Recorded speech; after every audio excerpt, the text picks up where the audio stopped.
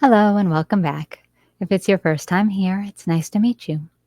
On this channel, I usually read legal documents out loud and I try to save the commentary for the experts.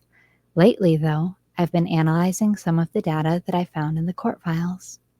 If you've been wondering what Jennifer McCabe was up to, specifically how urgently she was behaving in the early morning hours of January 29th, 2022, you're in the right place.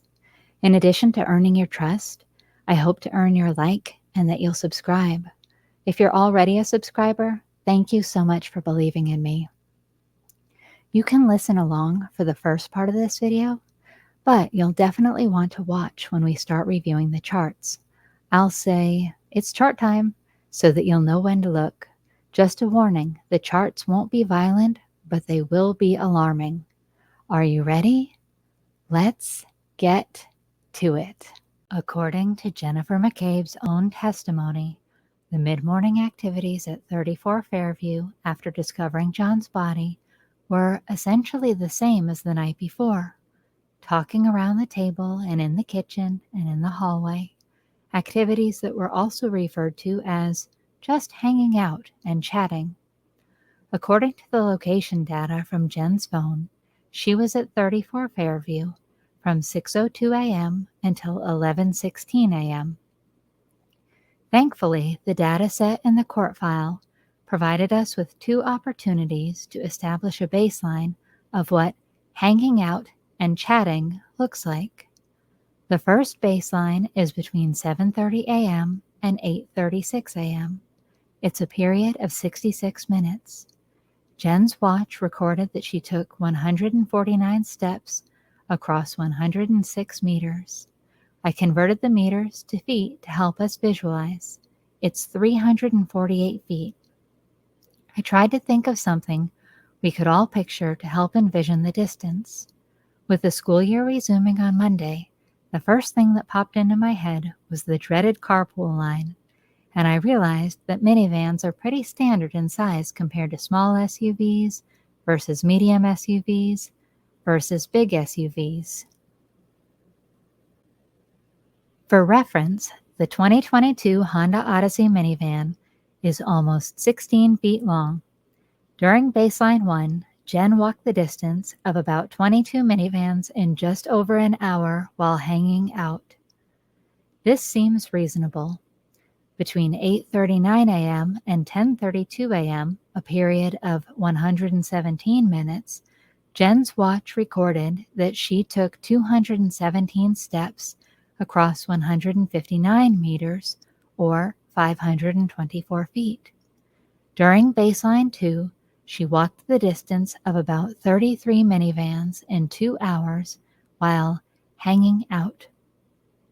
Again, this seems reasonable. Between 6:02 a.m. and 6:42 a.m., Jen's watch recorded that she took 475 steps across 351 meters, or 1,153 feet, about 72 minivans in 40 minutes, when Jen, Carrie, and Karen found John in the snow. It's hard to picture 72 minivans all lined up, but again, the number of steps seems reasonable for the circumstances. We know that the trio arrived on scene and were pretty active in their presumed state of crisis. We also heard testimony that Jen hurried to the house, raced up the stairs, and burst into the bedroom of the Alberts. The forensic analyst, Mr. Green, explained that we can't determine whether the steps were taken at the start, middle, or end of the recording period, or were evenly distributed throughout the recording period. However, I knew that I could combine consecutive data points and average them across the start and end point to get a better understanding of how quickly Jen moved while she was hanging out. I wanted to compare her hanging out activity at 34 Fairview versus the speed at which she was moving around during the crisis of finding John. More specifically, I wondered if we would see any urgency in her footsteps, how much energy was being exerted.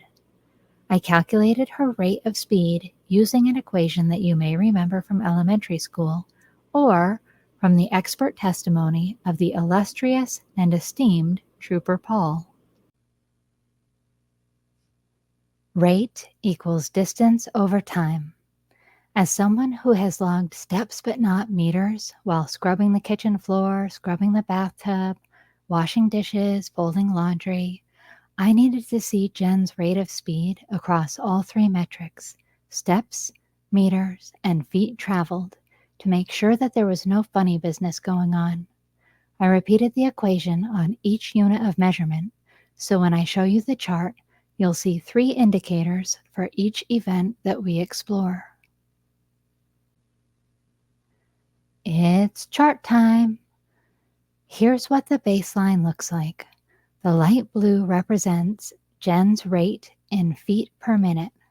The green bar represents the rate in steps per minute, and the orange bar represents the rate in meters per minute. So back to 6:02. We know that Jen was busy based on the data from the report.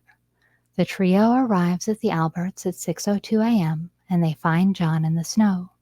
At 6:03, Jen calls 911. Then she calls Nicole at 6:07 and at 6:08. Also at 6:08, she takes a screenshot of Brian Albert's contact info. Jen calls Brian Albert at 6:23 and also Googles how long to die in cube.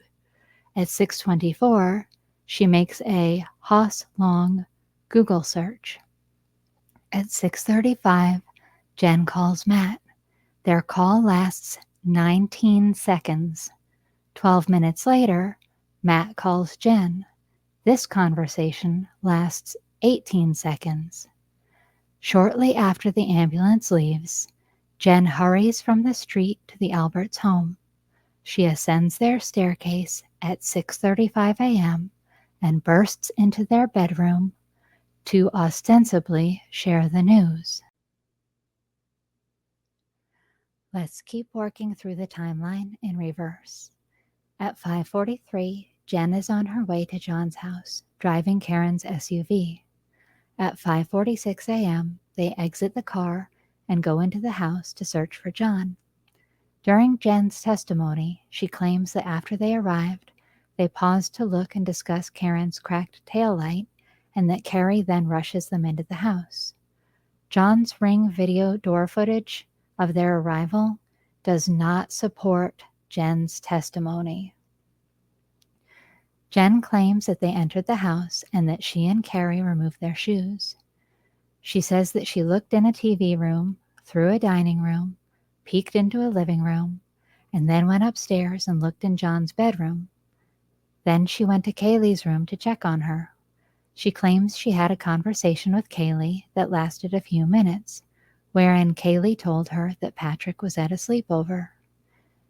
On the stand, Jen tearfully tells the jury that she promised Kaylee she would find John and that everything would be okay. I guess she teleports downstairs to put her shoes on, because by 5:52 a.m., they're back outside, getting into the car. Jen attempts to call John.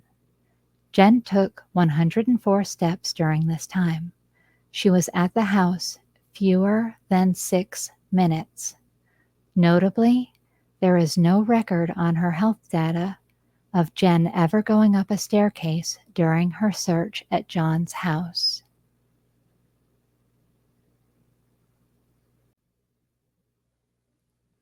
At 5:25 a.m., it's unclear specifically what Jen is doing. However, we know this. She has been awake for 32 minutes since 4:53. During her testimony at trial, she claims that she went downstairs to make coffee and that she and Matt were preparing to go to Tom Beatty's house together to see if John was there when Karen unexpectedly arrives. Jen says that Karen was so upset that she left her car door wide open as she went running up Jen's front walkway while screaming hysterically. It is unclear when Karen actually arrived. We do know, according to the records, that at 5:25, Jen calls John. At 5:26, she's on the phone with Karen. At 5:31, Jen calls John. At 5:32, she's on the phone with Karen and she ascends a flight of stairs. At 5:33, Jen calls Tom Beatty. Jen took 181 steps during this 13-minute period. According to a combination of the report and Jen's testimony at trial, at 2:10 a.m., Jen is in the passenger seat of her car traveling home. Matt is driving. They left 34 Fairview at 1:47 a.m. and made 2 stops to drop off the girls. Jen arrives home at 2:12 a.m. She ascends a flight of stairs at 2:23. Her phone status is unlocked between 2:23 and 2:31.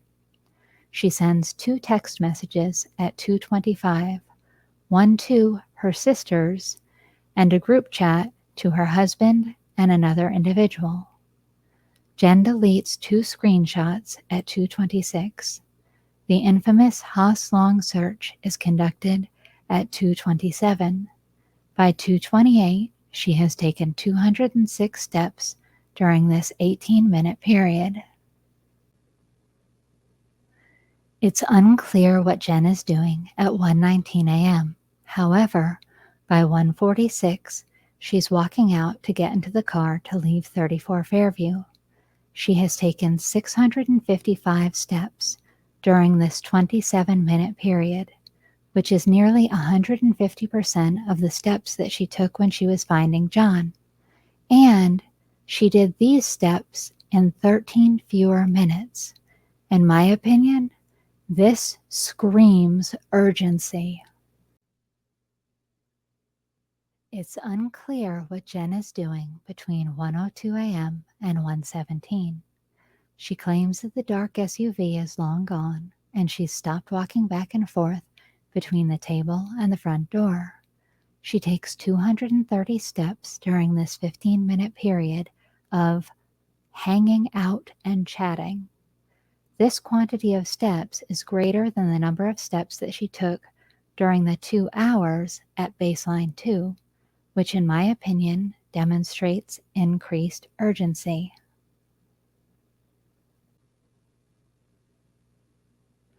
At 12:15 a.m., Jen is halfway to Fairview from the waterfall.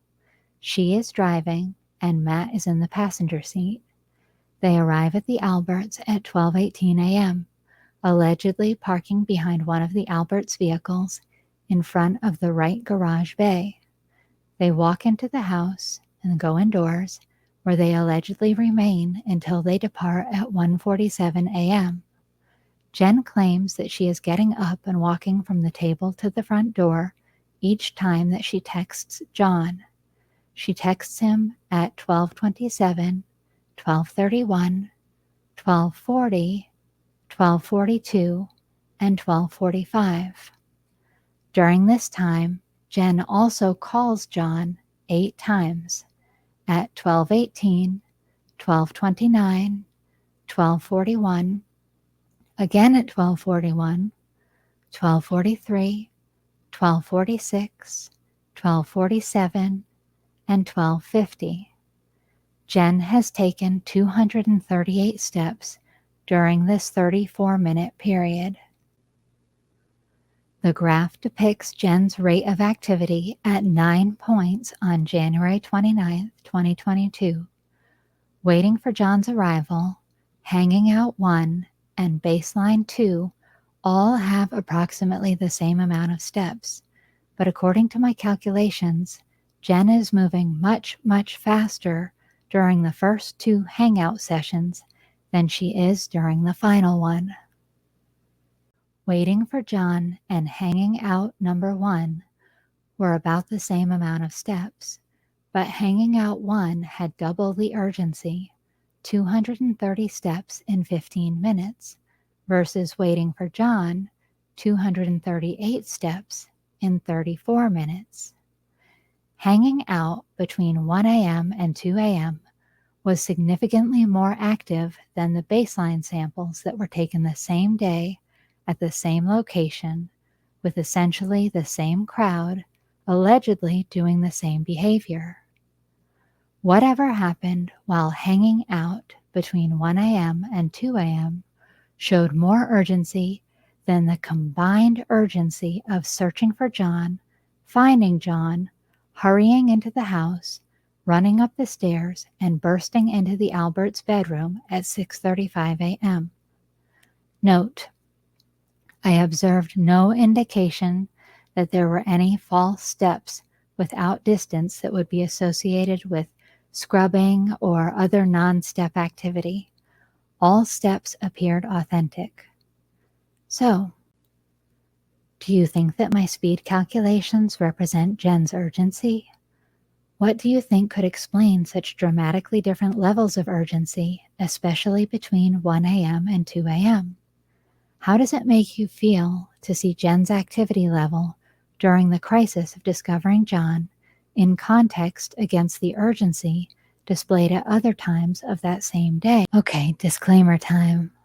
The raw data came directly from the exhibits attached to analyst Richard Green's affidavit, received by the court on April 12, 2023. The only data that did not come from his report was the conversion of meters to feet, which I did using a multiplier of 3.28084.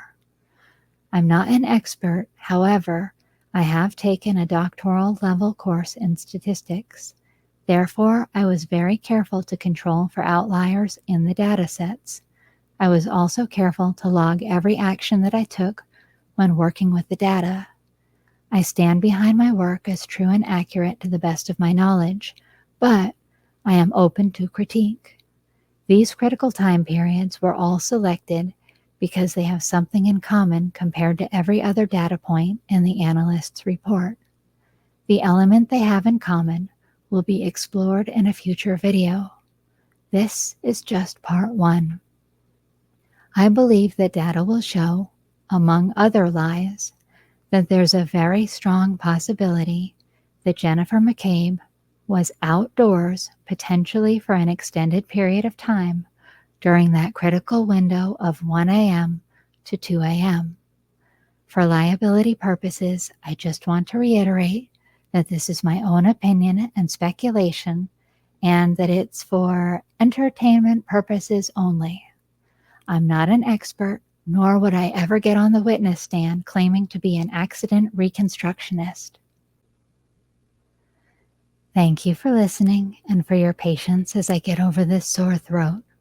If you enjoyed this video, please like, please subscribe, please comment, and please share it with others. I'll use your feedback to decide whether to continue to make these data-driven presentations, or if I should focus on creating other videos that you'd be more interested in. I'm also very curious about your thoughts regarding Jen's urgency during those 9 critical time periods, so I hope you'll take a moment to share your comments below. Until the next one, take care of yourself, take care of each other, and take care of our community.